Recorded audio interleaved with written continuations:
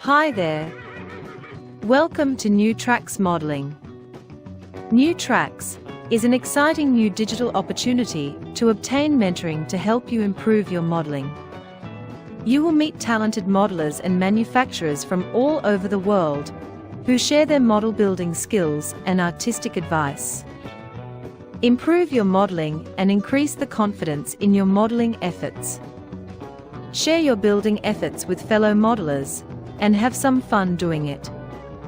The shows are live on Zoom and YouTube, so be sure to join in and ask your questions. Now here is New Tracks founder and your host, Jim Kello, MMR. Welcome. Thank you so much for attending this evening. We really do appreciate it. Hope you'll come back often. Hope you'll tell your friends about us. We have a great YouTube channel that we live stream to. It's called New Tracks Modeling. And if you haven't yet, we hope that you'll subscribe to it and ring the bell so that you'll get notices of all of our future shows. Before we start the show tonight, I'd like to go to Father Ron for the prayer of the evening. Father Ron, please.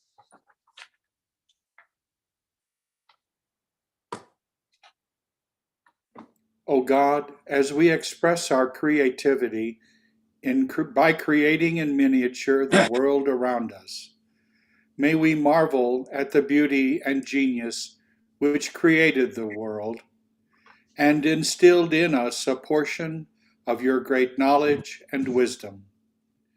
Give success to the work of our hands, O God. Amen. Thank you so much, Father Ron. We really appreciate it. As you know, we've had to stop our Saturday programs. I talked to Chris Blackmar earlier this week, and he seems to be much better. He's out of the hospital, at least when I talked to him. And I encouraged him to join us when he's able, and he said that he would do so.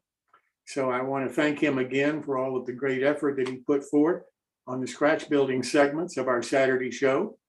And we'll be doing some more scratch building shows starting this January with two modelers that I think you'll really enjoy meeting. So with that said, I'd like to also announce that we are starting a new show called Modeling Lifestyles. It runs every other Thursday evening. Our next one is July the 14th with Lou Sassy as our guest for that evening. And the only way that you can view that show is on our YouTube channel, which is another reason for you to go and subscribe to that channel, New Tracks Modeling. That show starts at 7 p.m.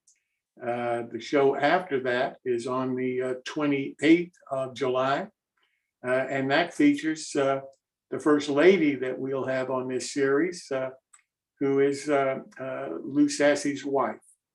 And I really do appreciate her wanting to do this.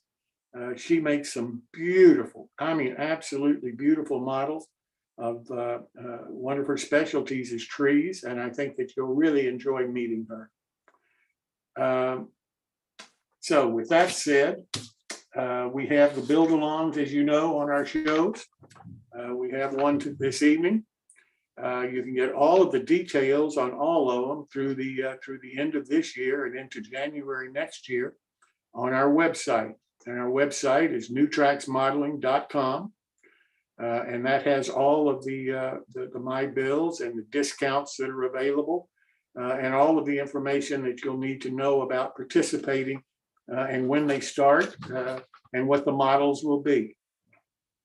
The next one that we have coming up is going to be done by Earl Hackett, and it's going to be how to use 3D printing and how to actually develop a CAD drawing, have it printed, and then build the model from the parts that you had that you designed and printed out. Earl's with us this evening, and Earl, I'd like you maybe to make a few comments about the show that's coming up and what modelers may need to do to get ready for you to start this on July the 13th. Hey, glad to. We have a couple weeks ago, we did an introduction.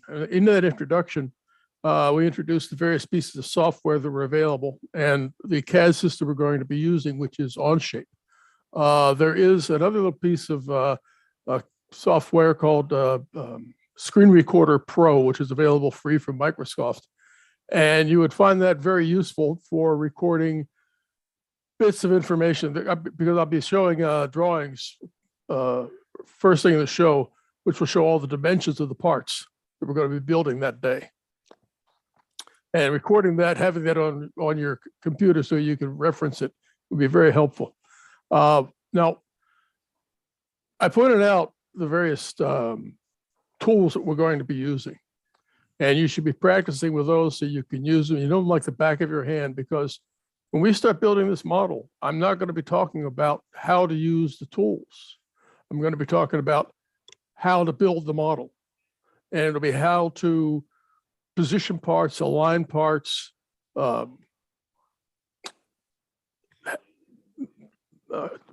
minimize the amount of geometry you have to actually design. The first time I did the side of the girder bridge, I did a 1/8 of it. And then I mirrored it 1, 2, 3 times, and we had a girder bridge. So what we're going to be doing here is when we do the vertical stringers, we'll be copying them, and they'll be in various ways. But I'm not going to go and talk about, okay, now we go to get the copy tool, we do this, we do that. And no, it's just going to copy them. They're going to go because you don't have time to get into all the little details. So make sure you're practicing with those tools. The introduction is up on the WebTrax website. And you can go over and review it, look at the ones we have. If you haven't practiced with them, get to it, because I'll tell you, it took me, I've been running CAD systems for, oh my God, more longer than I can remember, almost at least 30 years.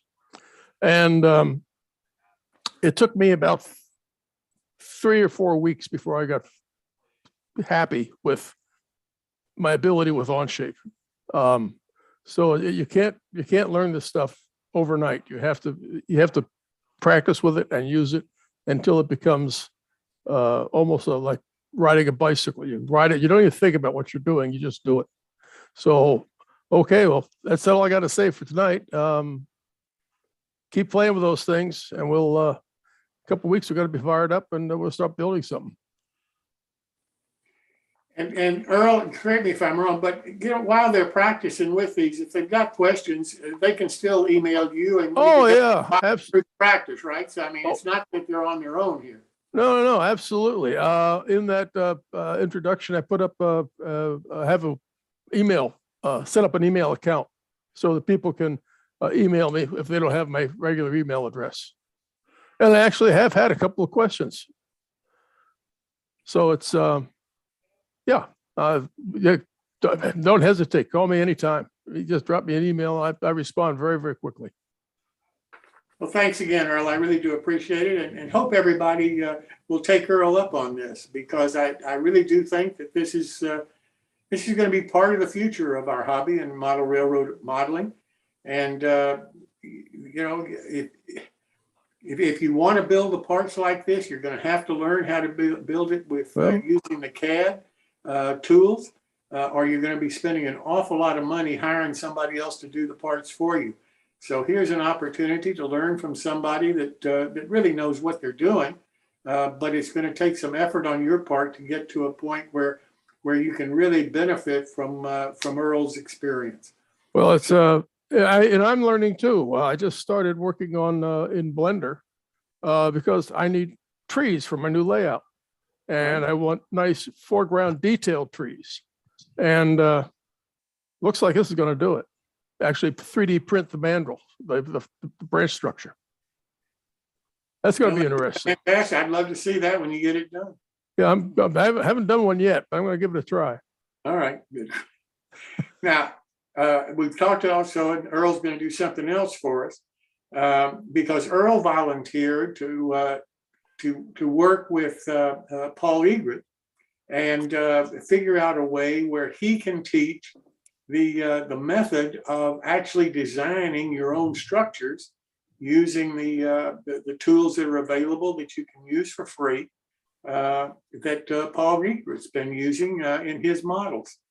And he, of course, Paul and two other modelers, Father Ron and David Rarick, are going to be doing a card model starting the 23rd of July on the show. Well, once Earl is finished with his CAD programs and so forth, then he's going to come back and do a segment for us on how to use the tools that Paul has been using to, in effect, design your own structures from photographs or dimensions that you find on the internet or elsewhere to model with. And I'm hoping that you'll enjoy that and that'll be beneficial to everybody. As you know, we have once a month our My Bill segments. We have one this evening with Chris Corse handling for us. Our next one is on July the 20th. And so if you have not sent in models for tonight, maybe whatever you're building now, you can submit photos and captions to Chris for the one that starts on July the 20th. Also in July, we're going to have the first time that we've tried it, at least, there is a remote operation of a switching layout where modelers on the show can actually participate with their phones or whatever to actually operate a switching layout that another modeler has built and will demonstrate on our show on July the 13th. So I hope that you'll enjoy that, because that may be something in the future that we're all going to benefit from. Tom Farrell showed us some of his scratch building not too long ago, and I got 2 emails from modelers asking 2 questions of Tom. Number one, if he could describe how he built his hobo campfire, and number 2, how he packages his scenes and so forth when he has to transport them to different shows that he attends. And I've asked Tom if he could come on this evening and talk about those 2 things. So Tom, if you could do that for us, I'd appreciate it.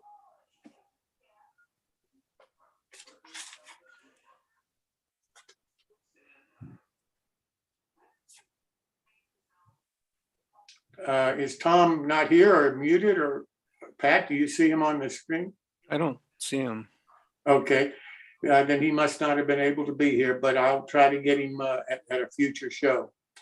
I also want to introduce Alan Rogers because Alan had an idea last time and I didn't get any personal emails, but it seemed to me that there were some favorable comments made when Alan had this idea. And the idea was if we can have people who attend the train shows around the country, take some videos of the train shows and the people that are there, and hopefully even talk to the people that are there while the videos are going, then we could show those on the show, and that might be beneficial to modelers watching the shows. How do you all feel about that? Do you think that that's something that you're interested in? Should we pursue this, or what's your feeling on it?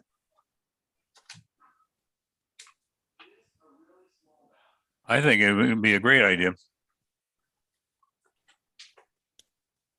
That's one. Anybody else? I think it'd be a great idea also. That's 2. There's a lot of stuff at train shows that's very interesting, just for everybody to see. You know, the only I'm with comment, you. I want to make a comment about a video that I saw this week that was just somebody who attended the Harrisburg show and put a video up on YouTube.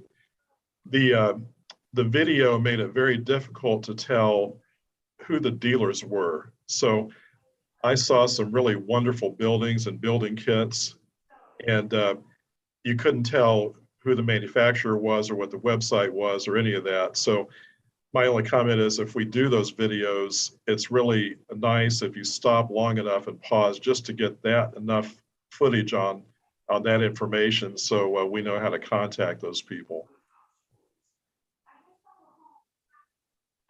Yeah, I know Greg Cassidy was a big proponent for doing that, and I've seen him at a number of shows. So I think he's going to be good in terms of getting somebody to video the stuff on the East Coast anyway. How about on the West Coast? Would this be of interest to anybody out there?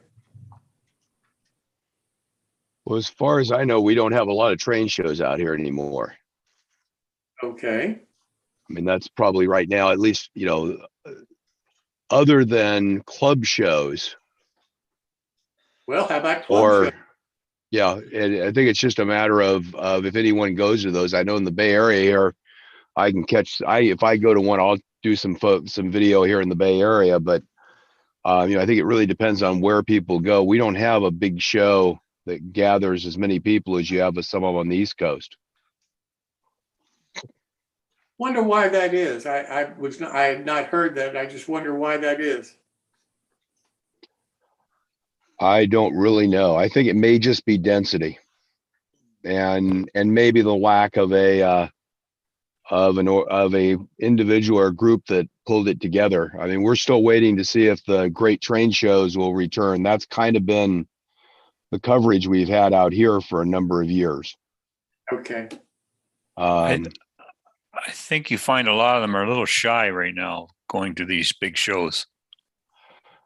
Yeah, I think, you mean, yeah, I know the Great Train Show has it right. Yeah, it's the facility cost. Gotcha. Well, I know a huge chunk of those costs are insurance. I know something about COVID and the way that it affects insurance. I know Al Gidi was saying that his insurance rates went through the roof just pre and post COVID. And then that also basically, I think that translated into the venue and then ending up having to do the same thing because their insurance rates are being jacked up too. All right. Well, it sounds like that this might be of interest to people. So if we can get the videos, then we'll schedule them as soon as we know that people have them. So if you have a video or plan to take a video, if you could let us know. If you can send me an email, jimkello@newtracksmodeling.com, then we'll schedule. We'll start a schedule of when the train shows are and who's taking the video, and make sure that we've got time on the shows for that person to talk about the video and talk about the train show they attended. I think that's great. And Alan, thank you so much for the idea. Most welcome. Thank you. Well, with that said, that's all the announcements I've got. I would like to go now to the quick tip with Bob Farquhar. Bob? All righty. This is going to be, oh, come on here. There we go. This is going to be, there it is there. Hang on. This is about spilling your stain. So that's the stain I use quite often, this 100-line stuff. And this is a very narrow bottle, and the lid is really, the top of it is very small diameter. So when the stain gets down to about a quarter down here, it's really easy to tip this. So when you put your brush in here to get some stain, it's easy to tip that over. So what I've done is go to the dollar store and you get a package of 50 of these, I think it is, for next to nothing. That's the size of them right there. I pour the stain into this little cup, and it doesn't tip everything. It works really well, and that's a quick type for the night. Well, Bob, I thank you so very much. That's interesting. I had never heard of that. But I appreciate it so much. You've been doing a great job with these. Well, now let me turn to Bill Banta for his model of his OM30 Caboose. Bill, welcome.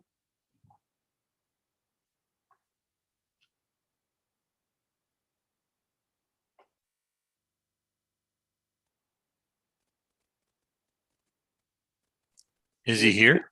Is Bill not with us this evening? Okay. Then let me turn to Martin Brechbiel for, He was here. I'm sorry. Bill was there.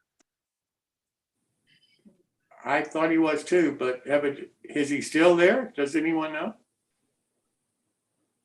I He don't see doesn't him in appear to be there at the visitors. moment. Why don't we just switch and have Yeah. Martin go first? So Martin, I will turn to you, sir.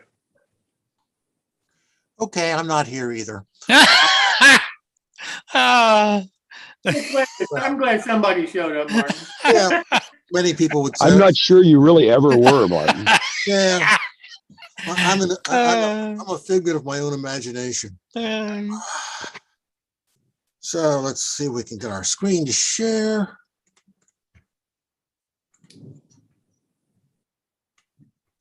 Oh, let's back up. There you are. How's that?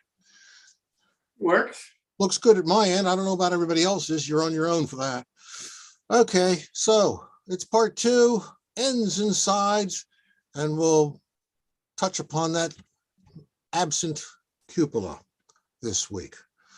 Okay, so look at these sides. Poplar, scribed, pressed, etched, whatever you want to call it, siding, 3-ply plywood. It's got a bit of nasty wood grain in it. It's not basswood, so you're stuck with that. These are your window castings. You want to make sure they actually fit in the holes, and they don't. So you have to take a very, very, very sharp scalpel or X-Acto or whatever it is you like to not cut yourself too badly with, and open those holes up consistently in the same direction. I say consistently in the same direction because you want to keep them on the same plane level, left to right, front to back, side to side. And of course, being plywood, the edges, the ends are ugly. That's the nicest word I can come up with. And of course, openings, this is for a center cupola, despite the box saying offset. So we're going to stay with center. Unless I'm going to replace the entire sides. And I know people who actually do replace these, just throw the sides away. I don't know how much of the kit they actually keep at that point, but we're going to keep it. We'll stay true to that at least. Okay, ends. So this was all end grain up here before. I'm going to cover that over with some 1x stock, just trim it to fit. And that just covers that up and tidies it up. Painted the door and glazed it while it was still accessible, because the sides weren't on yet. So you can get in there and slap on some acetate, some clear styrene, some polycarbonate, real glass, whatever you like to use. Now's the time to get it done. The roof overhang was not very substantial. You test fit the sides and you feel like this roof just isn't overhanging very much, like almost not at all. It's almost a flush roof. So I just actually built it out a little bit, some strip wood out of the box, glue it on, all set to go, not a problem. And a little piece of trim up here at the top just for fun. But to cover up some of that end grain issue, I've added some quarter round to the edge, to the ends. This changes a few dimensions, of course, as we go along, but it tidies things up and it actually makes the corners look a lot nicer. So let's put the sides in.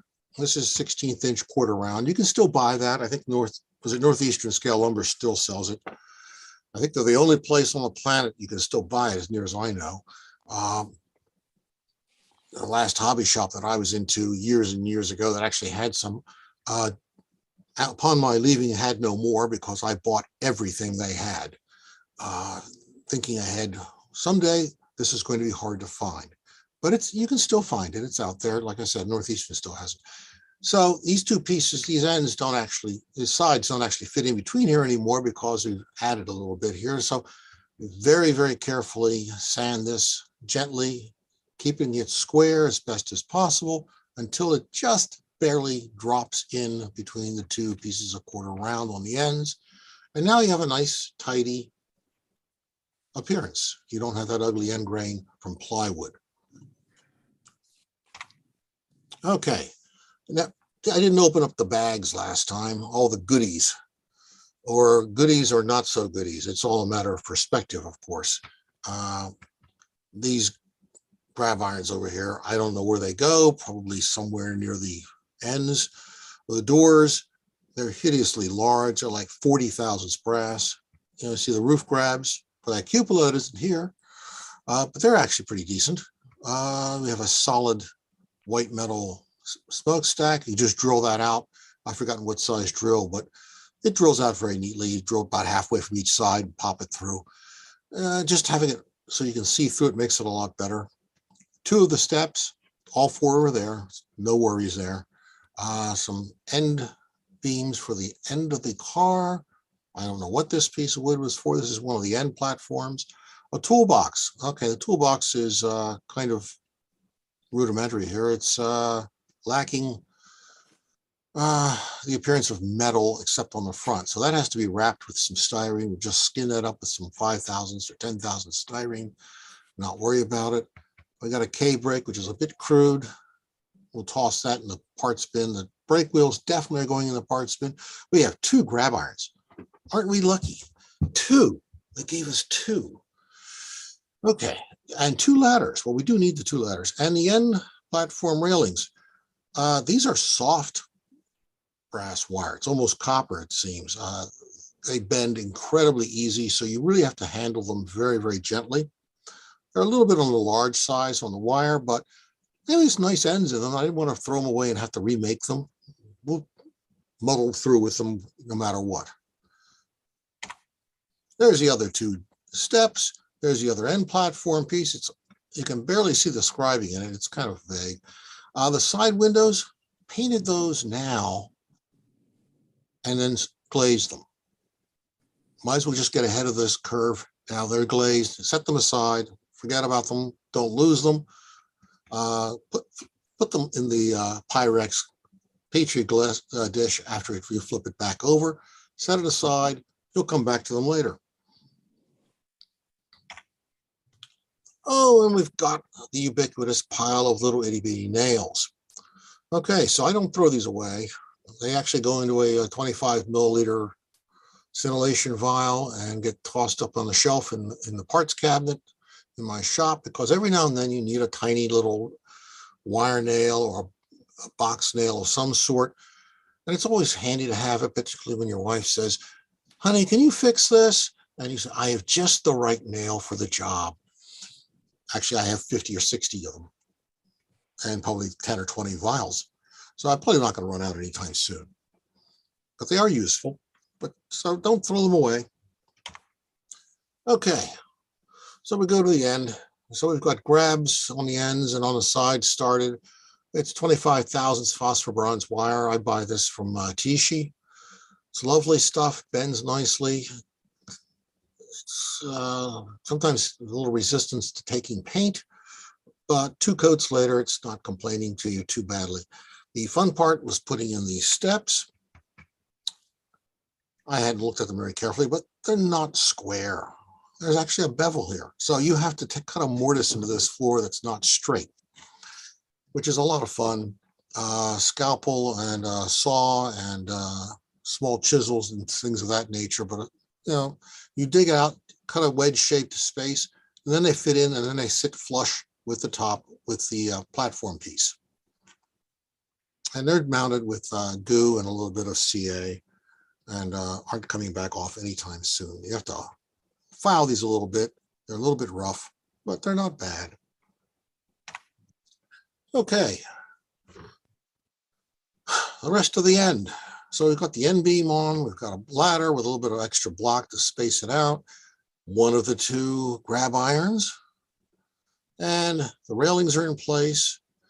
I like to drill the holes in these things in advance before I mount them. But if that runs counter to what I might plan to do, I'll actually drill them from beneath the car, test fit everything, then flip the railing over and slide in from above and snip off the excess. Replacement grab irons, no replacement brake wheel, and a ratchet and pawl casting precision scale. We've got a air hose into a little piece of styrene angle. I didn't run it all the way through the car. I'll freely confess my deficiency on that. But it really looks good from the outside as opposed to flipping it over and testing out to make sure all the airlines are there. And of course, guess what?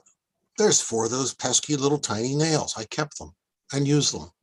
They're actually useful. So you drill out a hole, this is tack glued in place.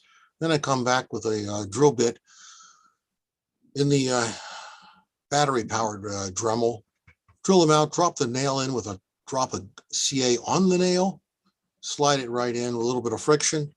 They're not coming back out or falling off anytime soon.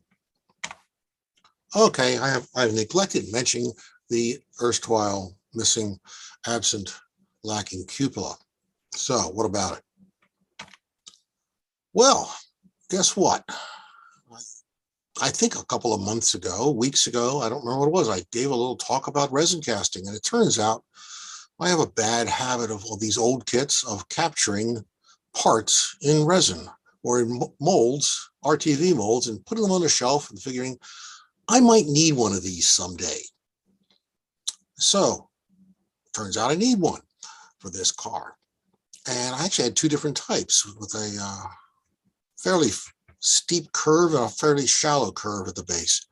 I'm not sure which one this was, but I found the one that actually matched the roof of this. And it probably came from that other Traincraft Caboose I built about a year ago. That was on this very show. So while you weren't watching, I took the pieces into my shop, put them into a little box, poured RTV on them, and made myself a mold, and then came back, finished the car, unknown to you that I'd actually captured the parts. So this is one of those things that's worth doing with old kits. You never know when you're going to need these little parts later, and you're never going to find them. I'm pretty sure Traincraft's been out of business a few decades. So Yorick got together with Igor, and we have a cupola. And you just take the 4 parts, and they're tacked together with some goo and CA, and we're all good to go here. We'll make a roof. I actually have a resin roof, but I didn't like it for this particular cupola. We'll make a wood roof and paint this in advance, glaze it, and set it aside because we have other work to do with that car before we'll be ready for it. So there's a little bit of a order of things and how you put things together. You don't want to slap it all together and then find out, oh, drat, how do I glaze this thing? Or, putting glass on this from the inside out is kind of difficult. It's a lot easier to pause now, paint it, glaze it, set it aside.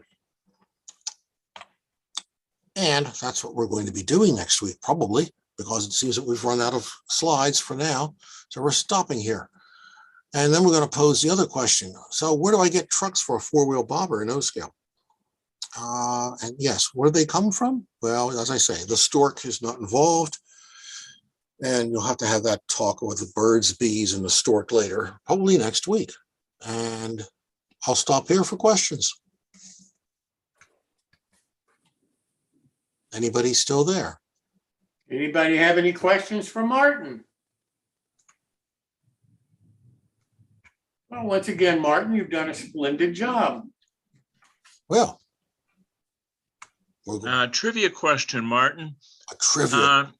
Are those end ladders castings or are they folded brass? They're stamped. They're stamped. Okay. They're stamped brass. They're not cast. All right. So it's safe to say they're not available much in any scale. O-scale, they actually, you can get ladder stock from All Nation. Ah. Just like HO? No, Do you have any not contact? HO. HO suppliers are not something that I have a great grasp of, for obvious reasons. But the O-scale ones, yeah, you can get those stamped ones from All Nation, or you can get the really nice brass cast ones from Precision Scale if you really want to spring for the money. I was about to say I need to take out a second mortgage. Oh, that's quite all right. Well, the O-scale ones. Let's see who else makes them. You might want to check with Wiseman. Ah, there's a name I haven't heard for a while. Yeah, I can give them a. He has a plethora of parts in a multitude of scales. That's right. That's And right. I buy quite a few brass parts because he has the back shop line of brass castings, so which are really quite nice and worth every penny that you spend on them. Yeah. Thank you.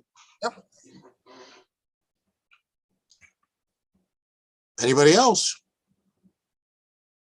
Well, the Spanish Inquisition did not show up tonight. Great job, Martin. Yeah, thank you, sir. Well, I'm done then. And Jim, just a note, I do not see Bill Banta in the participants at the moment.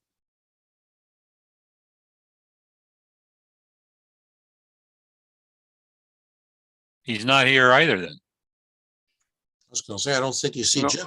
I don't see him anymore. We've lost Jim as well. Oh, there he is. Yeah. He's here. Is Yeah, he's here. I don't see him. He's got his screen up. I don't see him. I just got here. Oh, that is Bill. Yeah. There it is. That's what I'm trying to say. There he is. There he is. I can't find it how he's registered though. Yeah, I Has can't to either. talk. He's registered as admin. That's what I saw. Admin. There we go. Woo Oh, woo. okay. All I right. told you he was here. Looks like Jim's back too now, but he's muted. I don't know why I'm admin, just the way it happened. You are spotlighted now, and I think go ahead and ready to go. And Jim's back as well, but you are spotlighted, Bill, and you can go ahead and start. Okay, well, I'm a little bit behind because I totally zoned out and forgot till half a second ago. Oh, I'm not the only one. Well, welcome, Bill. Thank you. Let's see here. So where we leave off? Right. So I think what I'll do is I'll put the doors on, and for this kit, I've got two different styles of, and I didn't get to set up my lights either, so we're roughing it tonight. This kit has two different styles of steps for the sides. Most of the kits now are coming with a sheet of laser cut. Let me adjust this light a little bit. Laser cut bits that fold up. And there's one of them. If you can see it, good luck. There we go. Okay. Well, they fold up pretty well, but the original Caboose has got white metal steps. So we'll glue those on. Actually, we're just going to skip gluing them because they're already on this Caboose. I'm just going to go over bending up the grab irons and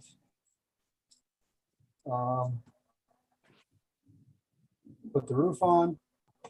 And then the last week, what I've done is Bachman, they've got their flat cars out there. I guess they're getting kind of hard to find. So came up with a flat car kit, which basically fits into the Caboose. And it will do ON30 and also ON3. Because my railroad's ON3, so I want to be able to run on it. Anyhow, that's the newest kit.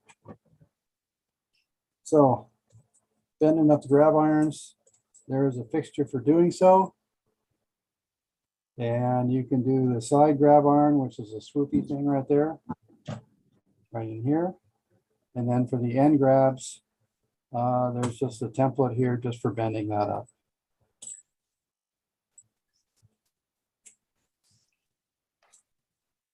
So I'm going to go ahead and bend up one of them, get the idea of what's going on, and go from there. So we're going to do the swoopy one first. Always bend up a 90. Hope you can see all this. Doesn't show much on my computer, but anyways. Put the end of the grab iron in the hole and sort of bend it around. And then come in and grab the end right about where the hole is going to be, or where the hole is on the template. Bend it down.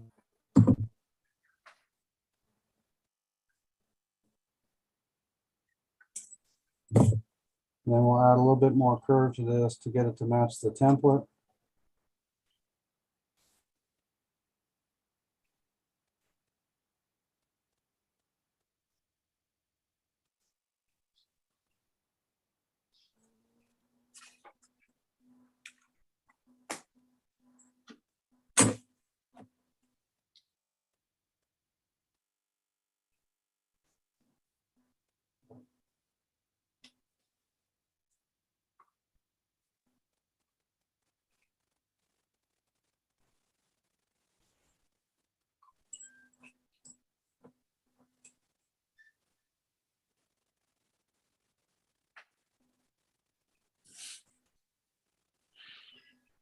Now we find out if the laser drill holes are actually, oh, it's going to work.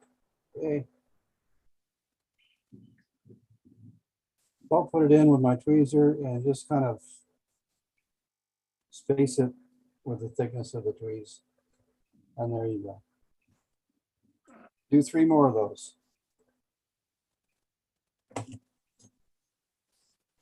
So now we'll do the one on the end.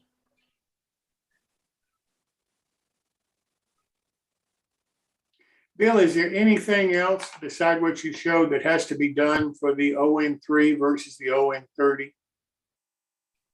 No, as far as the general kit is concerned, there's no difference. The only thing on the new frame kit is the ON3 trucks that I have require 2 pads under the for the bolster. So we don't have one to show. And for the ON30, it only requires 1. The only difference. Everything else is the same. Okay. The kit itself basically includes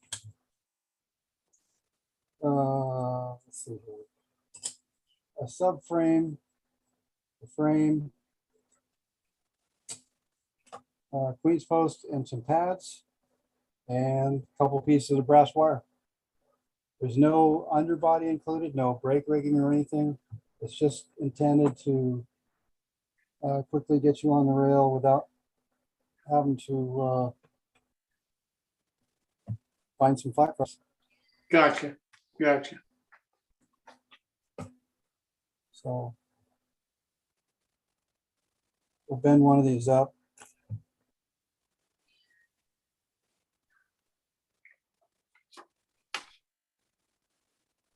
I'll try to do it so you can actually see it instead of seeing the back of my hand here.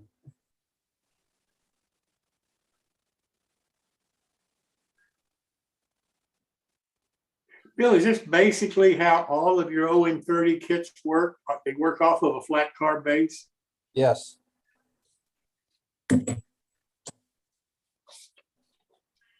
Basically started out when Bachmann started doing ON30 locomotives. We started doing cab kits to Gotcha. be able to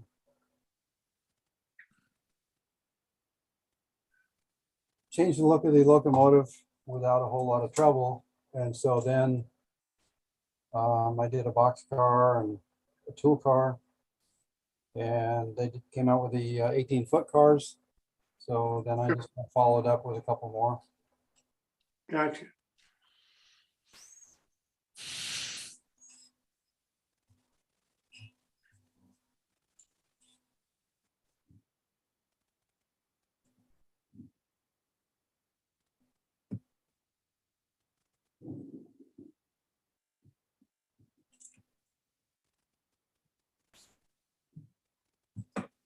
See if we hit the floor.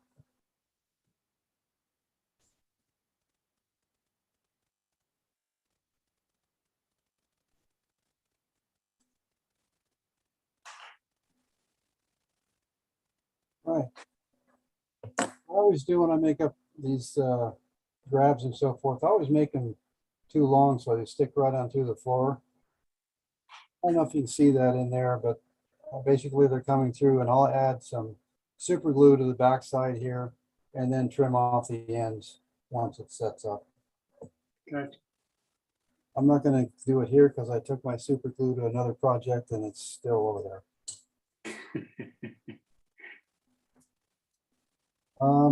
The roof.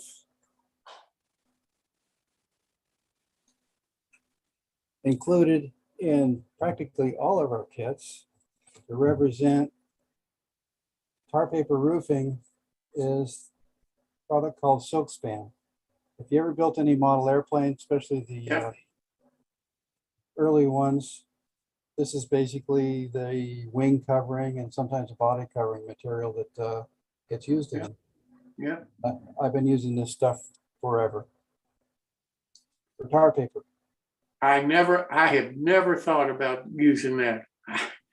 My God, that's a great idea. It's great stuff. It's a little bit better than using plain old tissue paper. Yep. Yeah. Excuse, what is that paper called again? Called Silk Span.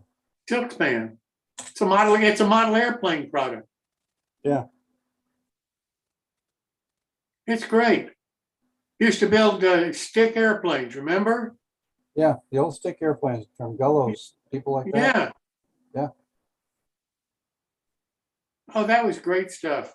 And you used a pile of dope on it to make it stretch. That's right. But instead, we're going to use a little spray adhesive. I'm going to take the roof and spray the roof.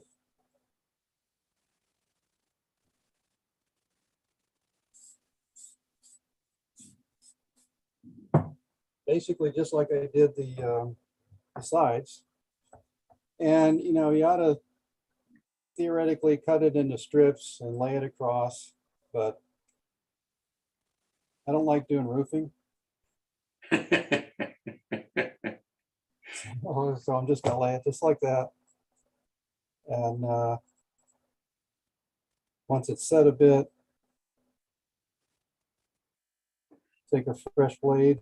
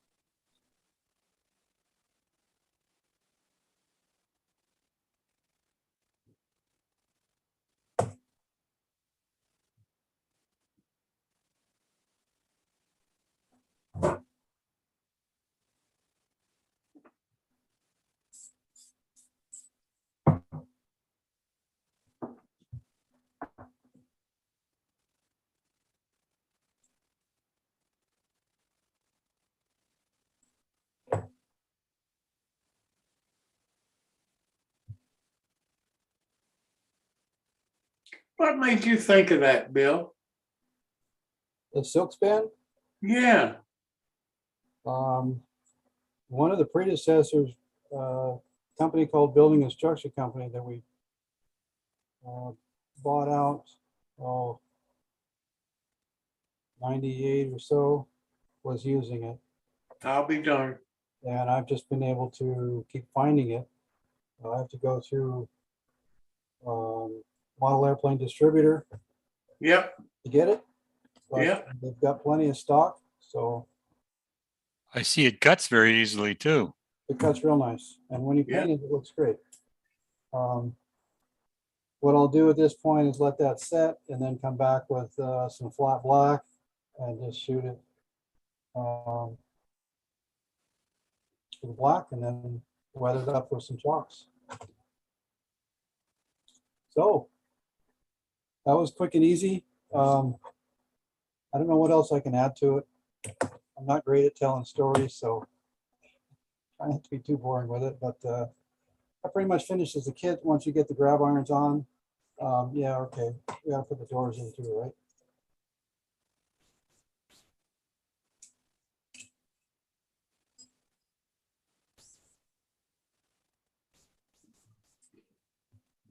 I've always got these emery boards around for just taking the nubs off. That are holding them on the sheet. I don't even have my glue, my decent glue here either. Let's see what happens. Daryl Jacobs says it came in different sizes, different thicknesses. It does. We use the thickest that's available right now. Because it's still hard to get. It comes from Japan. And the distributor is only carrying the thick stuff right now.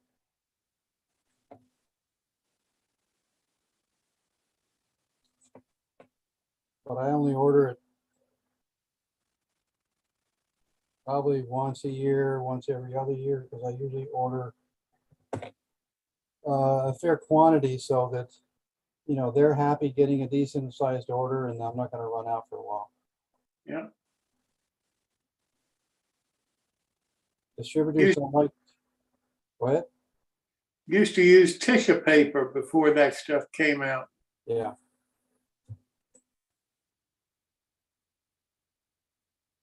Distributors don't like to order nickel and dime stuff. They want you to, they're much happier to have you order a reasonable quantity.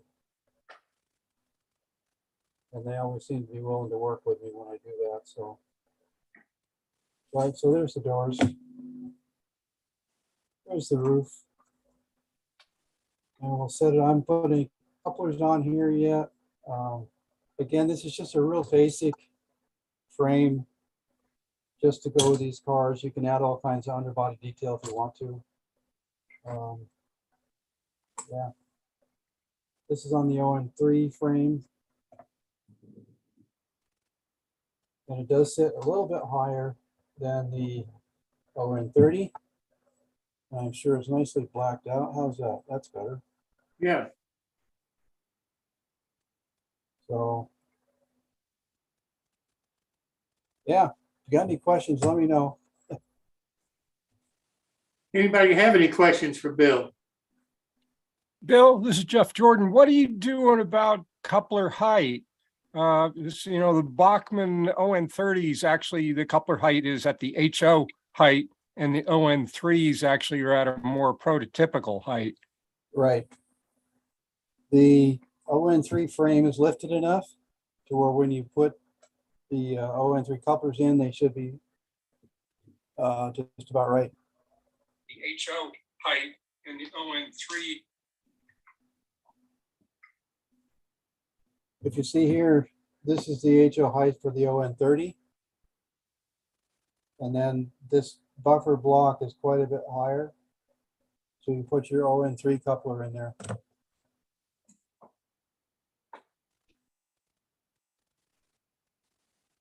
This is working on my railroad. Does that answer your question, Jeff? Yep, that's got it. Thank you. Anybody else? Bill, thank you so much for doing this. I really do appreciate it. Like I said, you're the first manufacturer with an ON30 modeler that's been on the show. And I'll tell you, it couldn't be much easier to take one of those Bachmann flat cars and to make a nice model out of it with your body kit. Yeah, that was the intention. So thank you so much for doing it for us. Oh, you're welcome. I hope it was entertaining and informative. Oh, I think it was, no question about it. You've got an awful lot of views on our video, so I think a lot of people have enjoyed seeing you do this. All right, appreciate it. Thanks for having us. Yes, sir. You ever want to come back, just let me know. I will do that. Thanks so much, Bill. You're welcome. Now I'd like to talk a minute about a new segment that we're going to be starting on July the 6th with Gary Shergold, MMR, that we're calling Scratch Built Bits and Pieces. So Gary, I really am looking forward to you doing this. Have you got any comments that you'd like to make about it? It's a process that I've used over the years, and it involves one of the things I use is old electronic products that I tear apart, and I utilize the parts for scratch building certain things. And you don't want to spend a lot of money buying this stuff. Some of these parts, they're free, and they look pretty good. And I'll be demonstrating how I do that. Well, I hope this is going to be entertaining for everybody. I think it will. I particularly like the word free that Gary uses, and we'll go from there. So I'm hoping that you'll be able to benefit, and this will help you in your scratch building endeavors. Now I'd like for Alan Rogers to talk a little bit about his door prize that he's going to offer on our July the 20th show. Alan, I really appreciate you doing this for us. Would you like to talk about what that door prize is going to be? Certainly. Thank you for the opportunity. My O-scale version of the handcar shed is actually a third generation at this point. I had two other rollouts, and they had laser cut shingles for the roofing. And anytime you add a detail like that to a kit, it really drives the price up. So I got to researching the prototype a little more and noticed that before SP tore that handcar shed down, which by the way used to sit at Woodford, California, it had a felt roof on it. So I decided to roll out a new version of the kit with a felt roof instead of the laser cut shingles. And basically I simplified the kit a little bit, and it brought the price down about half what the other kits had cost. So one goal with my business is I want to make my kits as affordable as possible.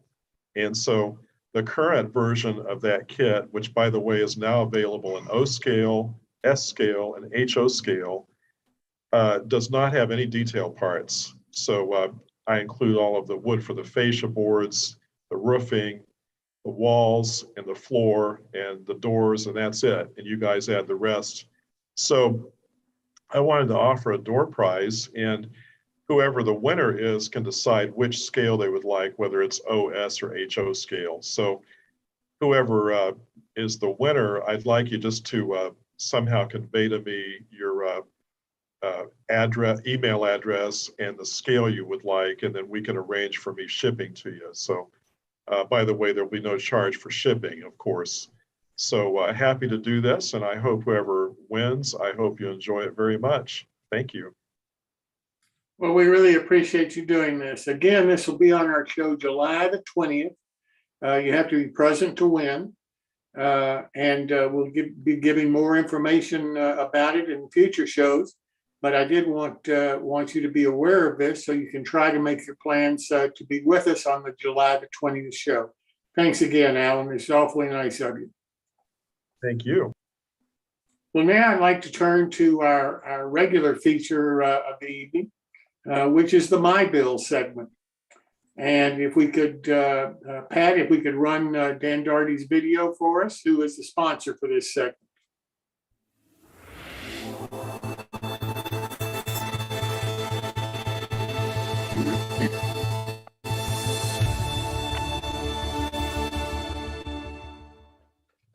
Welcome to the world of scale, O and S railroading. We are your resource for all O and S scale modeling. Both our magazines are advertiser supported and free to read online, download as a PDF, or even print. All advertisers are hot linked to their website, so if you see something you like, just click.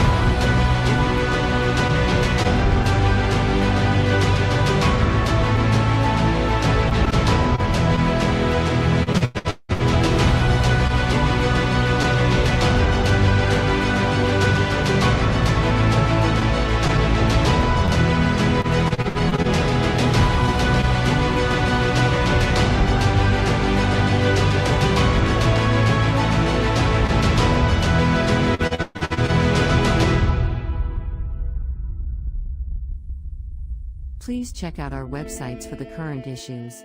All back issues available free for the O-Scale Resource and the S-Scale Resource magazines. And, if you are a manufacturer, distributor, or retail establishment, please contact us through our website for advertising opportunities. And I really appreciate Amy and Dan Darty for being our sponsors for this segment. I'd now like to turn it over to Chris Course, who moderates this for us, the owner of Conowingo Models. So Chris, welcome. Hi, thanks, Jim. Welcome, everyone.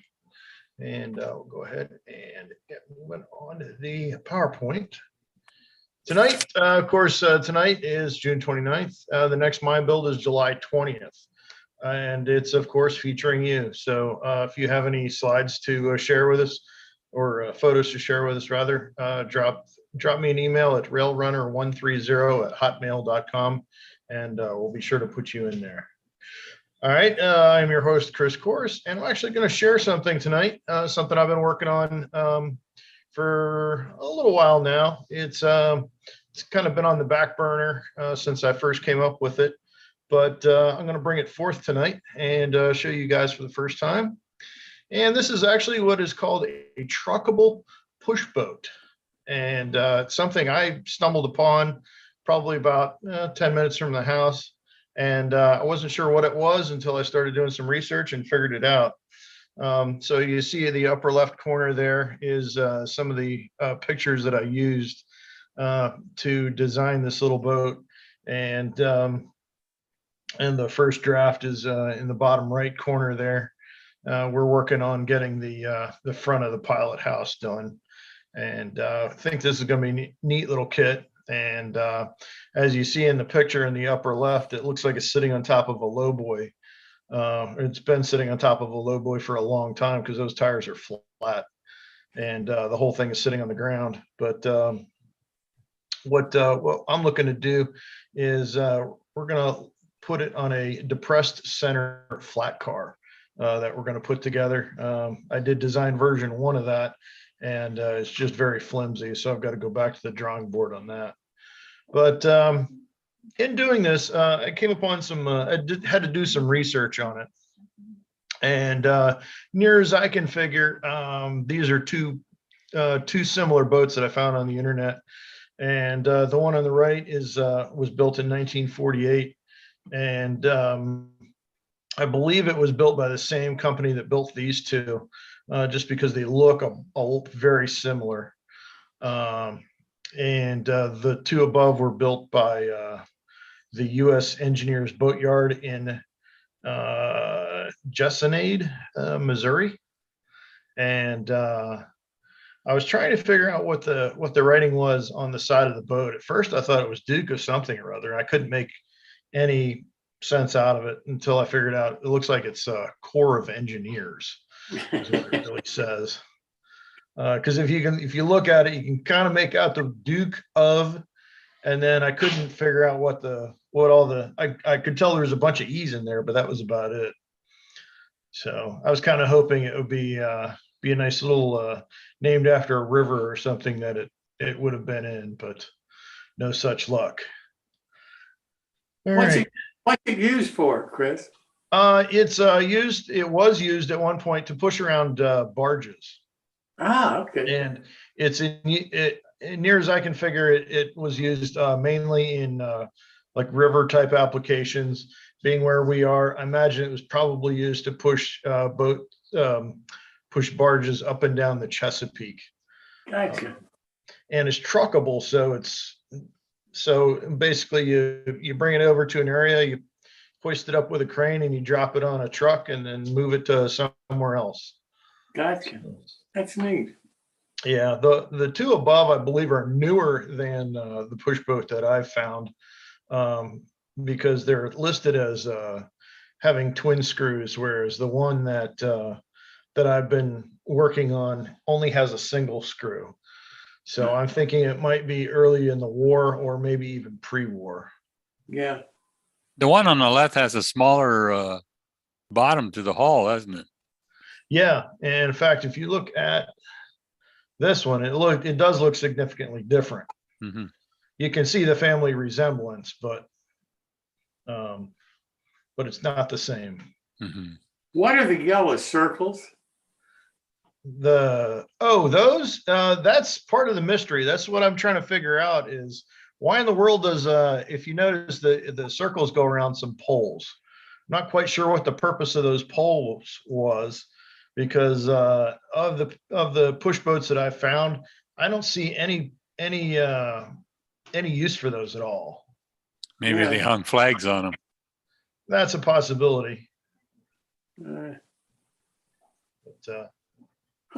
don't think they're railings, Chris? I don't think so. Well, the one on the left is way too big to be a railing. Yeah, it's a good flagpole in the back. And Are they actual objects, or are they something that was drawn in by something to highlight something, maybe the poles themselves? The circles? Yeah. Yeah, I put the circles on there to Oh, highlight there the you poles. Yeah, there you go. So they're all wondering what the yellow circles are for. Yeah, that's what I was wondering. What on earth the yellow circle for? Yeah, the yellow circles around those poles that are on there, and I'm not sure what the poles are for. Chris put in the yellow circles, Jim. Yeah. I think the poles are there to hold up the yellow circles, as far as I can tell. Most likely. I definitely don't think you should model the circles. I don't think you should include them. I kind of like the circle. Maybe it represents a rope that you throw on the poles. Yeah. I don't know. They're all bent up, and I'm not sure what the purpose of those. You know, tugboats always have old tires on them to protect them when they bump into the dock or whatever. Those look like it's such a small boat. It's a bicycle inner tube. Yeah. That's a neat model. Yeah, I think it'll be fairly popular, or at least I'm hoping it will be. But totally. Yeah, near as I can figure, the area behind the pilot house is going to be the engine room, and that the glass is in there just for, I guess maybe if you want to keep an eye on the engines, I don't know. So, all right. So we will move on and go to Martin. You there, Martin? Still? Nope, I'm still not here. We're all here because we're not all there. Yeah. Well, if we weren't here, we'd be somewhere else, right? Because everywhere, everything has to be somewhere. Yep. Alrighty. Oh yeah. Well, it's just a little car I dashed out. A little car. Just for fun. Just 3 wooden tanks on a flat with a ladder, and actually that side of it, if you pull the pins out, the sides, that side actually is hinged, so it actually drops down. I don't know if that's on the next slide or not.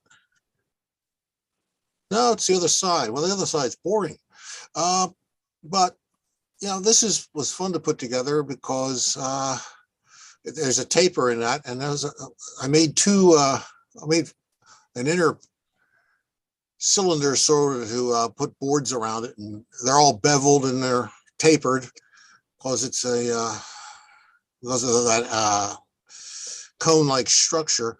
But the inside there is 2 discs that I cut out with a hole saw on my drill press. And what I've learned is that I think it's my 1 7/8 inch hole saw needs to be replaced because I almost started a fire drilling through the pine to make the 3 pieces that size.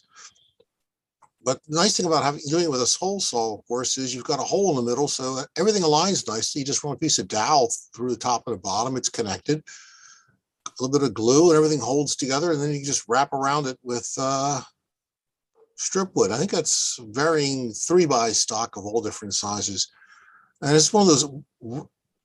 I think this is the first time where I actually made bands out of styrene instead of brass. I'm not sure what possessed me, because it turns out I'm out of styrene that size now, and I actually needed some today.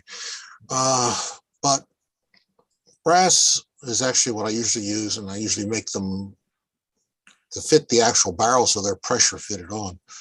The hatches are just resin castings that I make, and that's underneath them. It all is my standard boxcar, but I thought just to be funky and fun, I put this on a pair of Fox trucks, just to be different, which are kind of scarce in O scale. They've only been made available, I think, on 3 separate occasions in the last 75 years. And the most recent ones are from Rich Yoder, and they're a bit dear to be putting underneath a scratch-built car. I have a philosophical impediment to putting $60 or $50 trucks underneath a little wooden car that I dash out in a week. What else did I send you? Yeah, let's see here. Oh, it's the top. It's the top of the car. Yep. Yeah, well, I put some valves on it too. You got to you got to drain it out somehow. So, yeah, those are little brass castings from Wiseman and some brass tubing. You just solder it together, pop it through, and now you've got drain lines. I don't know what's Martin, inside. excuse me, is this another one of those quintessential Brechbiel pickle cars? No. No. Maybe molasses. I'm thinking molasses or something to that effect. You need something on your pancakes. Maple syrup. There you go. Or if you could put crude oil in there for all I care. Being possible in that era, the Dunsmore tank cars were something not too far away from this, except I think they were only 2 tanks on a car. I think there was a 3-tank version. Oh well. Fish. You can Fish. transport fish in them. There you go. We could stock the streams of Pennsylvania with speckled trout, right? There you go. Okay. Well, that's enough silliness, or not. Oh, didn't I send that to you already? Oh well. I don't recall, but I just I put in your slideshow that you sent me. So. Well, I seem to remember presenting this like a month or 2 ago. I thought I sent you something with tank cars. But okay. I'll save those for next time.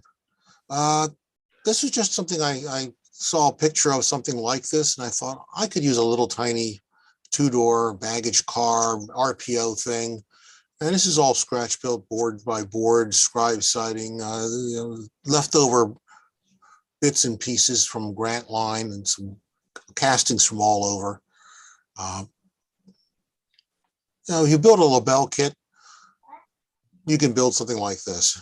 It's basically the same style of construction, except underneath the scribe siding, there's a 1/32 layer of basswood running the opposite grain direction to give it stability so things won't crack at some future date. That's something you might want to consider whenever you're gluing up scribe siding. If you can sneak in a piece of 1/32 behind it running the opposite grain direction, that'll stabilize everything. So you've got basically 2-ply plywood. And you hide it on the inside, you won't notice it, but it'll strengthen everything. Okay, whatever else is next. Oh, just the other end. Yeah, well, it's a little dim over there. I don't remember. Yeah, that's just single boards on the ends of the roof extended out. There's a cardstock joint in there somewhere that holds it all together. But basically my usual construction with little brass railings on the back. Actually, I put those together. Solder those all together upside down in the car to get this. And I drill the holes first, put all the wires in, then solder together upside down, then pull it out from underneath, and then slide it back in from the top because it's already in alignment then. So, and I know everything fits in those exact holes every time that way. Seems crazy and tedious, but it actually works rather well as opposed to trying to line it up, drill holes later. So drill the holes first, and everything has to go where the holes are then. Let's keep going. Well, that looks familiar. I think that's the end product of what we're going to have at the end of about 2 weeks from now. Yep. Oh, it's a sneak preview. You didn't see it. It wasn't here. Nothing to see here. Side of it. Keep moving right along. Nothing to see here. Move along. Yep. And this looks like that's the last one. So, Yeah. all I'm right. gonna have to check my slides to see what I sent you because I don't remember these three being on it at all. Yeah. Yep, that's what you sent me. So, Oh, all righty. okay. Any questions for Martin? Next victim. All right, so we'll move on. And next, Greg Cassidy sent me some slides, but he's not going to be here tonight. So he did send a brief narrative, and it's basically it's just a 3 looks at the Altoona Model Works Pensy brick signal cabin in O scale. This is what everything looks like once you open up the kit. And that's all the fun stuff you have to work with. And then the next 2 is in the middle of construction on the left, and just about finished is on the right. So looks like looks like Greg's got some pretty good work going on this, and the brickwork looks like it came out really nicely. And so I'll try to answer any questions if there are any. I like the roof on that. Yeah, it's a neat looking roof. I like the windows myself. All righty, so I guess we'll move on and go to Bob Farquhar. Okay, I want to do a true scratch building effort here. So I got the first slide there. There you go. That's going to start with. I have to wait to get enough wood to build a kit, but that's going to scratch build from there. That's it. maybe I'll do pine cone instead because that wood is a little easier to work with than oak. Yeah. Oh yeah, I've got a kit that I use oak for shingling, and oh my gosh, that'll break your hand trying to cut it. It's good stuff though. Looks really nice. All right, thanks, Bob. All right, now we'll go on to Alan Rogers. You around there still, Alan? I am still with you. All right. And this is supposedly a kit from Conowingo Models of Kello Station. And I really wanted to surprise Chris, and I really wanted to surprise Jim Kello. I couldn't surprise Chris, of course, because he's the host, and I had to send all my pictures to him, but I can surprise Jim. So here we have the completed model. The only thing is, if you look closely, things don't seem quite right. And if you look at the lower right-hand picture, there appears to be a menu board down on the sidewalk. They're offering foie gras, they're offering soup du jour, and roulade and glacé. So if you go to the next slide, the explanation is this is not Kello Station, this is Kello's Restaurant Français. It's a French restaurant. And the right-hand picture, the lady in the red dress, that is Fifi Samad. She's showing up with her husband, Denis, for dinner. And the proprietor on the right is Madame Lafette. So you can go to the next slide if you want. Incidentally, all of the figures and the chairs are 3D prints. So if you look at the left-hand picture, I really wanted to interior detail this. You see the chef in there getting ready for dinner. I wanted wallpaper on the walls. What I had to do was eliminate the lower bracing to do this. And the way I did that was I put a hardwood floor over the existing foundation, which raised the floor about 1.5 millimeters. And so that replaces the lower bracing on the inside walls. And then I could fill in the gaps and I could hang my wallpaper. By the way, you can't see it, but there's a portrait on the wall of King Louis of France. There's a counter, there's a sink, there's a stove, there's an indoor table.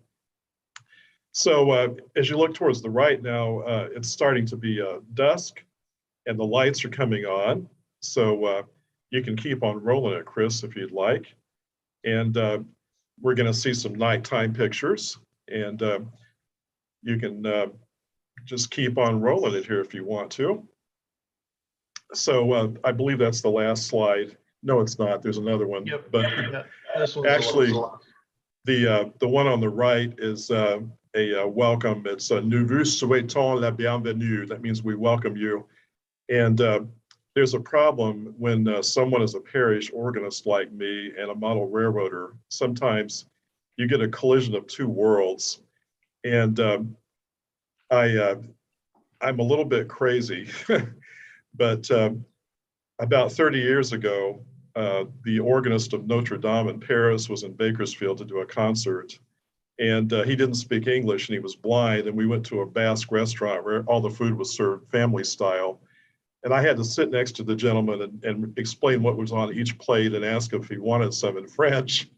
So every plate that came by, pardon, maître, est-ce que voulez-vous du poulet frit? Would you like some fried chicken? Est-ce que voulez-vous de fromage bleu? Would you like some blue cheese?